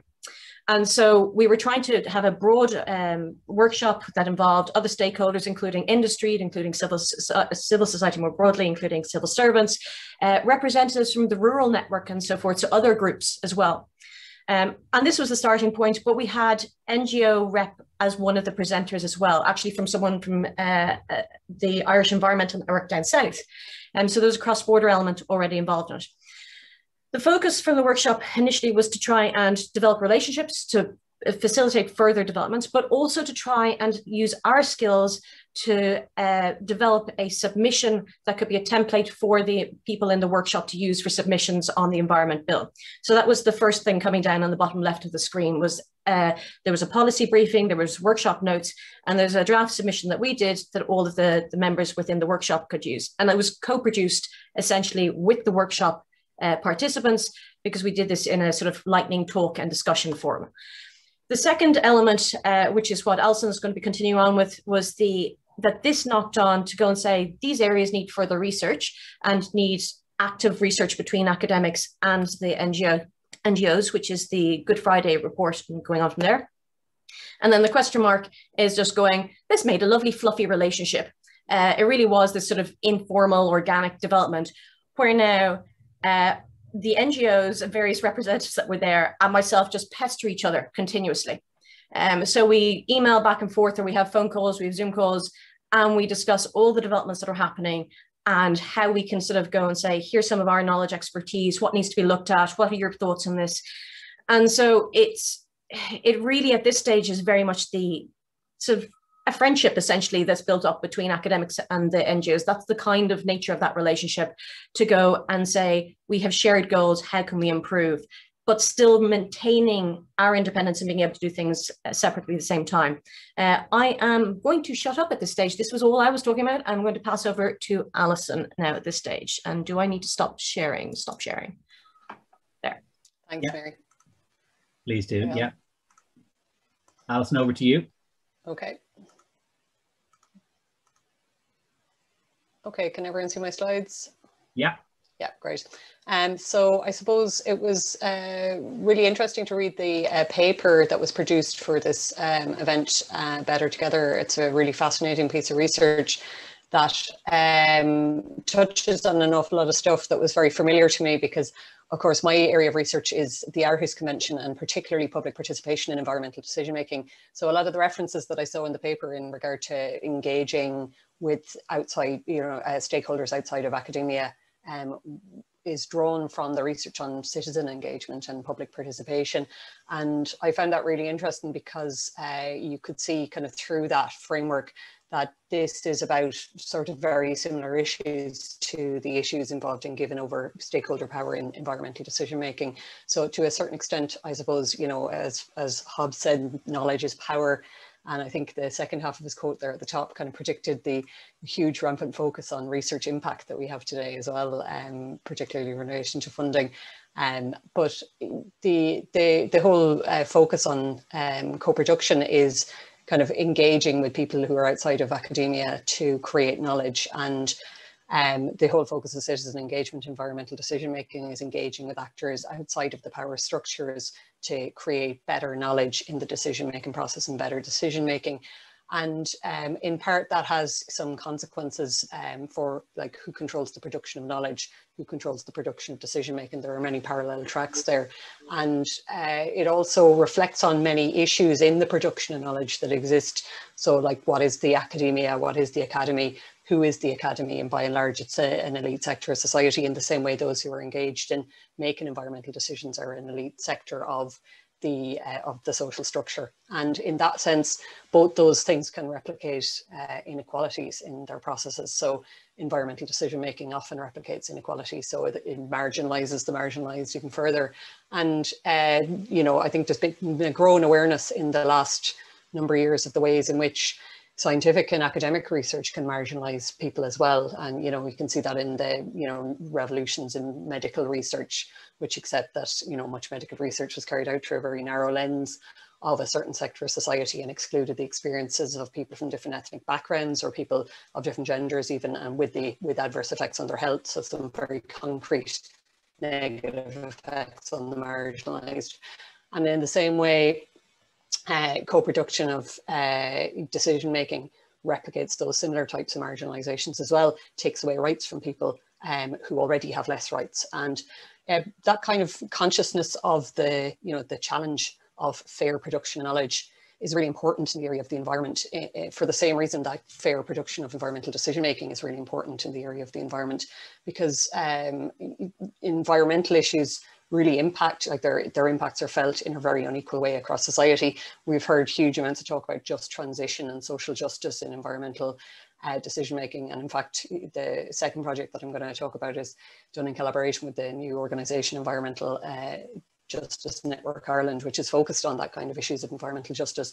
And, you know, environment is a real locus for those clashes of kind of power and control, and also of marginalization and disadvantage. And co-production is a really important way in which we can kind of challenge that, you know, control that the that certain sectors of society can have on the production of knowledge.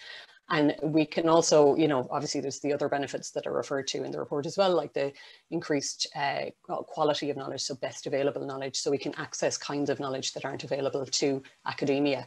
And, you know, as well as kind of get a greater view or a broader view of the practical effects of measures. And from that point of view, I think co-production of knowledge is really important, and it's great to see the increased focus on it growing in parallel to the increased focus on deliberative decision-making in environmental issues as well.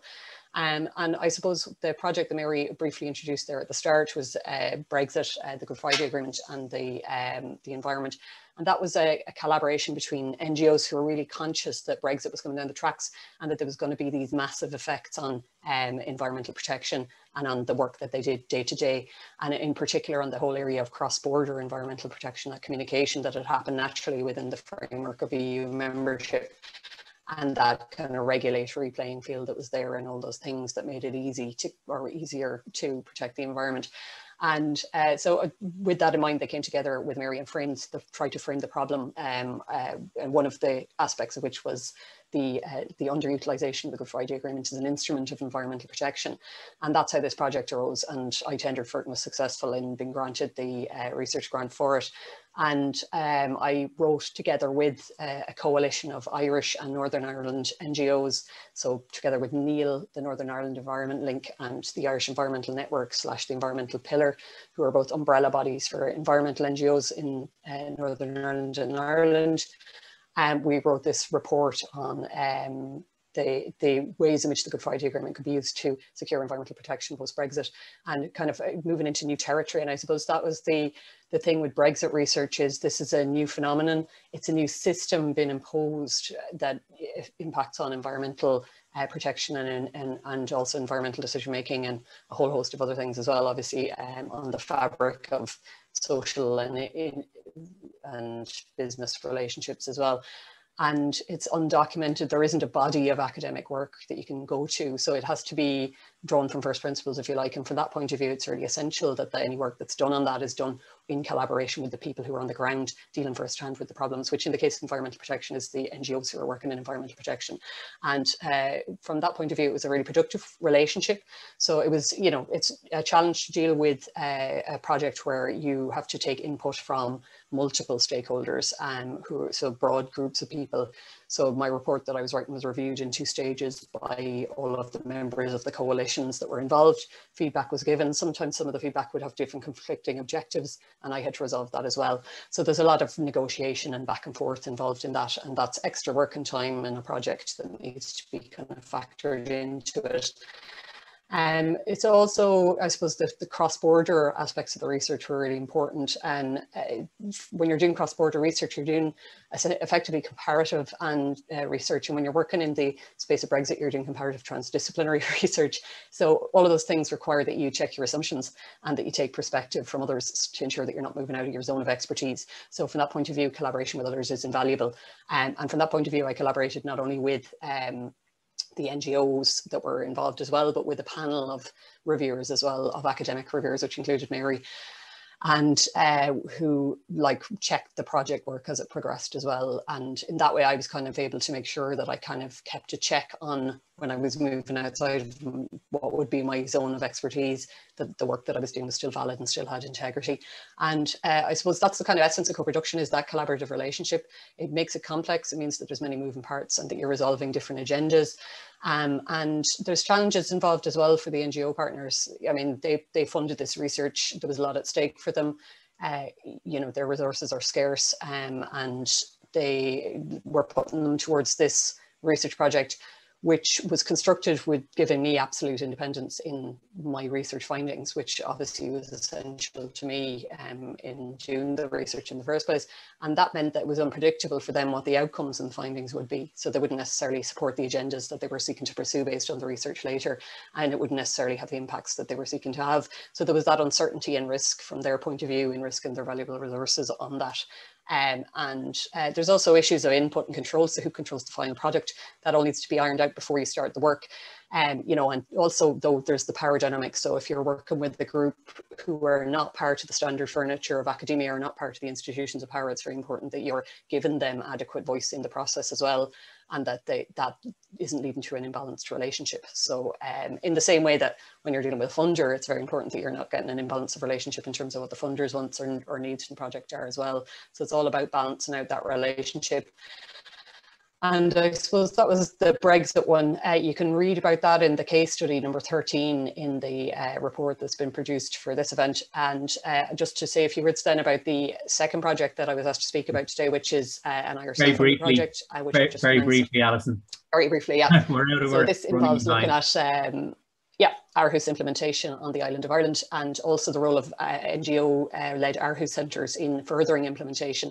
And there's two kind of objectives there, and that reflects the fact that this is a collaborative project put together between myself and some NGOs, and it had to meet the objectives of both sides. So my objective was to find, through collaboration with the NGO sector, the ways in which the Aarhus Convention is not fully implemented either side of the border. And also, from their point of view, they wanted to find out how they could progress their objectives, which they have, which is the establishment of an Aarhus Centre. You can see how complex the project is from the alphabet soup of logos, which is up in the top right-hand corner of the screen. And all of those parties are involved in and have input into the construction of this project. So that's not a simple matter in terms of anything that's done in the project has to pass through like lots of stages of approval. I suppose the overall learnings from my experience, which these are just two examples of projects I've done in collaboration with NGOs, I've done many more, is that it's really important everybody has clear roles and expectations, and that there's careful and fair prior negotiation of the research agreement beforehand, and that, you know, flexible timelines are really important as well. And one of the biggest obstacles to doing this type of research is the lack of dedicated funding streams that provide for this. So the funding stream under this doesn't actually provide any funding to the NGO partners involved, which is a bit of a disadvantage, but at the same time, at least the funding stream encourages that collaboration. So there is that, and it's one of the few that does actually specifically provide for collaboration. Cross-border funding is an issue. Obviously, the Shared Island Fund might go some way to address that, but I think that's something that it should be across the board in all funding arrangements, is that it is possible to spread the funding across the border. I have two partner universities in the UK, so Queen's and Newcastle, and there was no possibility to share the funding sort of over the border, if you like. So that is a disincentive, if you like, to that collaboration. But at the same time, people are very willing to give their time and efforts, fortunately, and my two co-investigators, Peter Doran and Ciara Brennan, are very generous with their time and energy, considering they're doing this on an effectively voluntary basis, as are the NGO partners involved. So I'd just like to thank you very much for your attention, and I'll end it there, considering we're very, very tight for time. So I hope that wasn't too fast. Thanks, Alison. Thanks very much. I think your case study encapsulated, I think, all the key challenges of co-production. So we're tight on time, and we want some time at the end for for some panel discussion. So I'll hand over now to Pilar and Catalina for the final case study. You have max 10 minutes.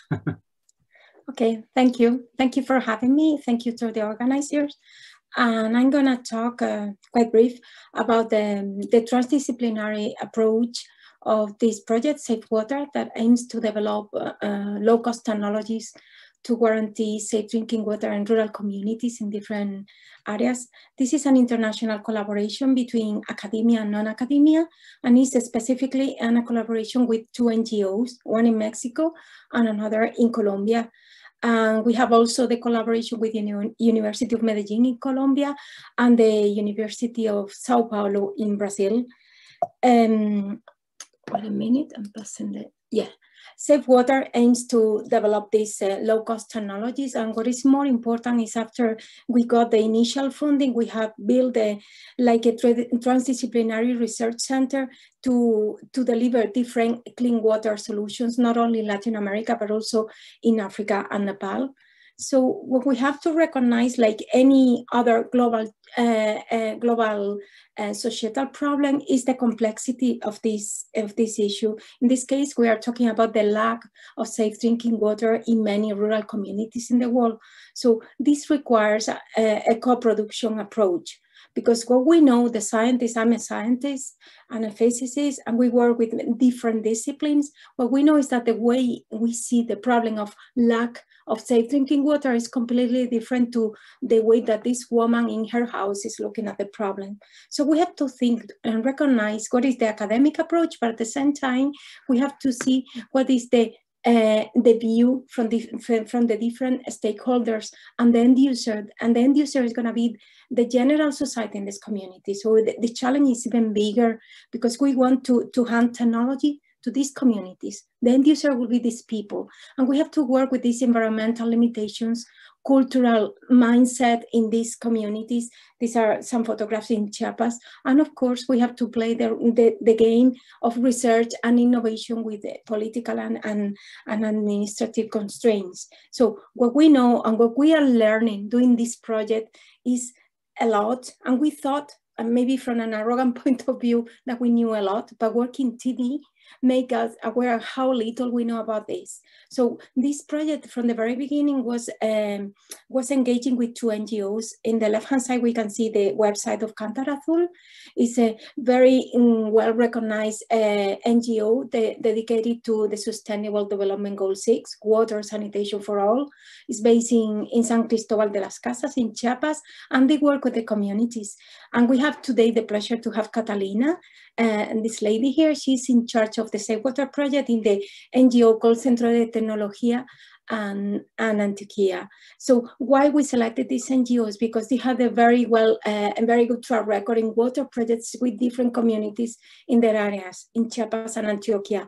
They knew what was the water culture in this area. They knew the context. They had the connection, the networks very well established, and also experience of field trials, because our project has a lot of the specific weight in the research in field trials experience. See how the technologies developed, the water innovation technologies develop, work in the field with these people. So we needed very much Anne Galdós and Catalina Herrera, these 2 researchers in these 2 NGOs. And of course, we learn as we go, like in many new things, at least new for us. So we integrated academic and not academic partners in different manners. For example, within academia, we had to integrate the different disciplines, which is very tough, because you have to integrate engineering with microbiology, with electronics, many different areas. But at the same time, we had to make another level of multidisciplinary work, collaborate with social science and work in the field. Here we can see different workshops run by Cantar Azul and CTA, or by the University of Sao Paulo, to co-create this knowledge. So it was very important to know what were the local capacity and create this atmosphere of communication, and also to translate the message at the level that had to be learned, to reframe the problem of the water issues in each scenario, and to build the co-created solution together. So it's my pleasure to give the turn of the word to Catalina Herrera, who is going to talk about the experience in the field in Colombia. Thank you, and good morning, everyone. So this project has been great challenges. There were the technical challenges, the development of low-cost technology, the installation of 270 prototypes of this technology, its evaluation and monitoring. In addition, more than 50 researchers from more than 10 disciplines, from 5 institutions, 4 countries, 6 rural communities, and 5 languages, English, Spanish, Portuguese, and 2 indigenous languages, participate in this project. So here are not only the technical challenges, there are also the challenges of the articulation of all the stakeholders involved and the co-production of knowledge.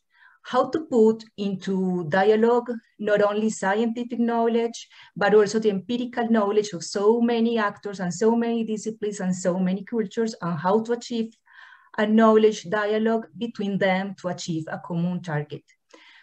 All these questions were solved in a process of collective construction with face-to-face meetings to know each other, visits to different countries and communities by scientists, and visits to universities by NGOs.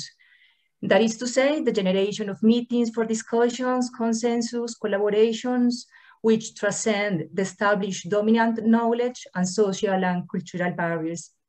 And something that may sound a bit unprofessional, informal meetings, which allow knowledge between people. All this made possible to build trust among the institution and among people, and with that, a more fluid, collaborative work among all. To address all these challenges, we also use strategies to maintain communication and achieve the collaborative work. Also, an active advisory board has been essential for challenging how stakeholders engage. So other challenges, communication issues and languages barriers between partners were overcome thanks to bilingual researchers, ethical issues that were solved with ethical protocols, cultural barriers between partners and communities were faced locally, and other examples. The next. Our conclusion is that the co-productions of knowledge in this project has several benefits. The one that I think is most important, it makes knowledge useful, socially relevant, because it responds to people's real needs. Understand that knowledge allows social transformation, allows us to understand each other, to transform ourselves and become better human beings. It allows the democratization of knowledge. An important outcome of the project is capacity building for both societal and scientific stakeholders. It also allows to achieve pertinent results, maybe better and faster results with a collaborative work. And the great level of learning of research involving TD research and co-creation is a success, accounting better and more robust results, creative thinking, resilient solution, and overall the positive end user engagement as observed in the communities. Key metric indicators of project success can be summarized: 54 water treatment systems were installed in Colombia, another 100 in Mexico, 37 scientific publications, 21 new funded research awards, more than 10 thematic workshops and training events. And now, if we talk about lessons learned, some that we could highlight would be co-production has allowed us a better understanding of water problem in rural communities, the water problem solving using disciplinary, transdisciplinary approaches, the need of development of all kinds of collaborative skills, for example, communication across disciplines between academic and non-academic partners and between society and researchers. We also learned that the co-production of knowledge is often something that starts in an intuitive way, and although there are methods to achieve it, what is needed is the attitude of all the actors involved to know, learn, listen, respect each other, generate knowledge in different ways than usually, and open ourselves to the possibility of new results. Thank you very much, Pilar and Catalina. We have a few minutes for for discussion, and one of the, I suppose, there's a few comments coming through on the Q&A, and I suppose one of them was around the gatekeepers versus the gatekeepers versus stakeholders, And I'd be interested from any perspectives from the panel as to how you manage, how do you ensure, you know, how do you ensure the appropriate use of those roles, and how do you ensure a genuinely participatory process in the context of gatekeepers and stakeholders? I don't know if Christian, do you want to comment on that? Yes, sure, thank you. I mean, it's always difficult, but what we try to do is to let the group of stakeholders decide who they send, if that's somehow possible.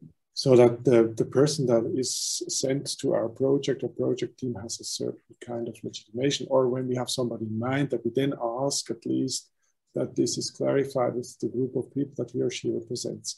I mean, sometimes that helps, sometimes not. I think that's my point.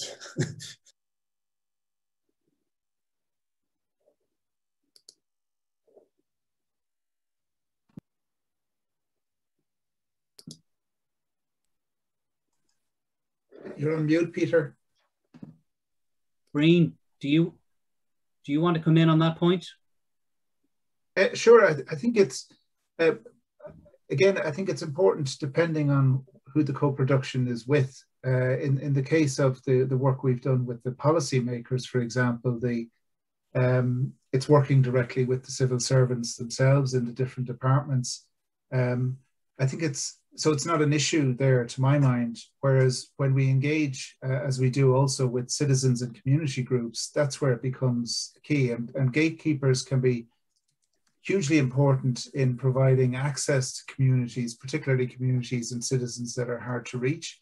But when you're trying to engage with citizens and communities, if all you have is the gatekeepers that you're engaging with, then that's a problem. So it's a challenge, but I think both gatekeepers and the stakeholders have their key roles to play at different parts of the process. Okay, thanks, Breen. I also wanted to ask about impact, and it's a word that doesn't actually come up too often in Paul's paper, because I really, arguably, maybe co-production of knowledge incorporates impact. But I'd be interested from any perspectives from the panel. Obviously, there's a sense sometimes in which social or our economic impact is driving particular kinds of research. But is it fair to say that co-production of knowledge integrates impact in a way, almost from the earliest stage? I don't know. You're nodding your head there, Christian. I don't know if you want to come in on that. Yes, I think that's exactly how we have to think about it. I mean, that's one point. So already the problem framing stage can have an impact. And an example is that sometimes if you do research, transdisciplinary project on a politically not solved issue, then the fact that you do this research, which is not even problem framing, will already stop the political discussion. Some people will say, okay, we have this program going on for 3 years, so let's not do anything until the results of that project are here. It can be used already then to have an impact, but that's completely unplanned and against what we want to do. And the other thing is that we tend to think of the content of transdisciplinary projects as the thing that should have impact. And I have a colleague who studied such impact pathways. And he has, for instance, seen that also the way of addressing issues in a collaborative way is something that some of the stakeholders have taken up. In that case, it was the city of Gothenburg, and tried to address issues in their own city or in their own department in the same way. So also not only the content, but also the way we do things and concepts can kind of travel and have impact. Okay. Mary, you wanted to come in there as well. Thanks, Christian. Mary? Thanks. I was just thinking that, I mean, I would see the collaboration and co-production as sort of both providing immediate impact and potentially going and influencing both on the academics and on the stakeholders and in how we're thinking and how we're doing things, or capacity building. But also that it facilitates then developing impact of the end results as well. So for us, it was to do with policy shaping and to do with actually potential legal impacts. But it was developing legal skills, it was going and building relationships and so forth as well. So I think it very much depends on the context, and that depending on the type of research, depending on the nature of the relationships, whatever, will depend on the impact. The other point I would make is that coming from a system where I was in the UK and now in Ireland, that one of the influencing factors for a lot of people with research in academia is how your university defines impact and what they expect and what they want or they don't want.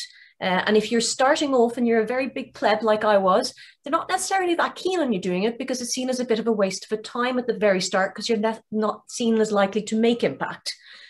So it's very challenging at the start to engage and try and do that. And you kind of have to look at what your university and your employers basically want a little bit as well.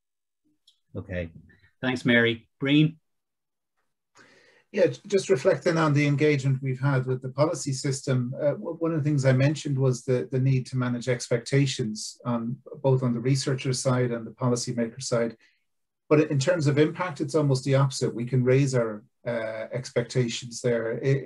And what I mean by that is initially we would be hoping for a reference to our research in some policy document, whereas now what we'd be hoping for is to see the analysis directly used, like be it our modeling tools or the results directly used. So I think through the process of co-production, we've now raised our expectations in terms of that impact piece in the policy side. Thanks. Thanks, Breen. Just one final, I suppose, and unfortunately we've kind of run out of time. But there's a couple of questions coming through on technology and the development of technology. I'm just wondering, would any of the panel have a perspective on, co-production maybe we're moving more into the innovation space here, co-production of knowledge in the context of the development of technologies. Again, I don't know, Christian, if this is something that's come up. Pilar has put up her hand, so very happy to come to you. Yeah, thank you. I didn't know how to raise the hand the other way. Anyways, Safe Water was mostly creating technology for these people. So it was very, very challenging to talk the same language, to see the perspective. We think we are very clever because we are in our fancy labs and everything. But when you go to the real world, what you need to do is to change your mindset of the research in Europe, go there and get everything, the problems, the issues, the perspective, the personal attitude, everything. Listen to Catalina, listen to their teams, visit, touch, and also get what are their lives, what are their priorities. They tell you what are their problems, you don't tell them.